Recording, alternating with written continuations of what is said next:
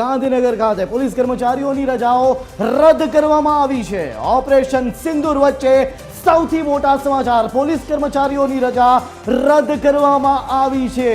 ગુજરાત પોલીસની તમામ રજાઓ રદ કરાઈ છે। પોલીસ કર્મચારીઓની રજા તાત્કાલિક અસરથી રદ કરાઈ છે। ડીજીપીએ આ અંગે ઓર્ડર કર્યો છે કે તમામ પોલીસ કર્મચારીઓની રજા રદ કરવામાં આવે। ઓપરેશન સિંદૂર બાદ આ સૌથી મોટા સમાચાર, પોલીસ કર્મચારી, ગુજરાતના તમામ પોલીસ કર્મચારીઓની રજા તાત્કાલિક અસરથી રદ કરાઈ છે। આ મામલે મારી સાથે જોડાઈ રહ્યા છે સંવાદદાતા ભાવેશ। સીધા જઈશું ભાવેશ પાસે। ભાવેશ, ખૂબ જ મહત્વના સમાચાર, પોલીસ કર્મચારીઓની રજા રદ થઈ છે, શું છે વધુ વિગતો?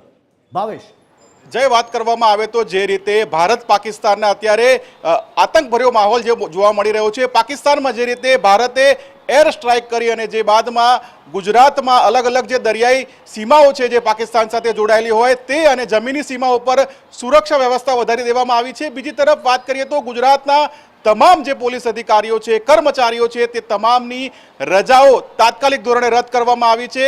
ડીજીપી દ્વારા આ ઓર્ડર કરવામાં આવ્યો છે, જેમાં અત્યારે હાલ જે પણ પોલીસ અધિકારીઓ હોય, આઈપીએસ હોય કે પછી કોન્સ્ટેબલ હોય, તમામ જે પોલીસ કર્મચારી રજા ઉપર હોય તેઓને તાત્કાલિક ધોરણે પોતાની રજા રદ કરી નોકરી પર હાજર થવાનો આદેશ કરવામાં આવ્યો છે। અને વાત કરીએ તો પોલીસમાં એસઆરપી સહિતની જે અલગ અલગ ટુકડીઓ હોય તેમાં પણ જે અધિકારીઓ ફરજ બજાવે છે તેમને પણ તાત્કાલિક હાજર થવાનો આદેશ કરાયો છે। એટલે ગુજરાત પોલીસને લઈને આ ખૂબ જ મોટા સમાચાર સામે આવી રહ્યા છે। એક તરફ ગુજરાતની જે દરિયાઈ સીમા છે, જમીની સીમા છે, તે પાકિસ્તાન સાથે જોડાયેલી છે।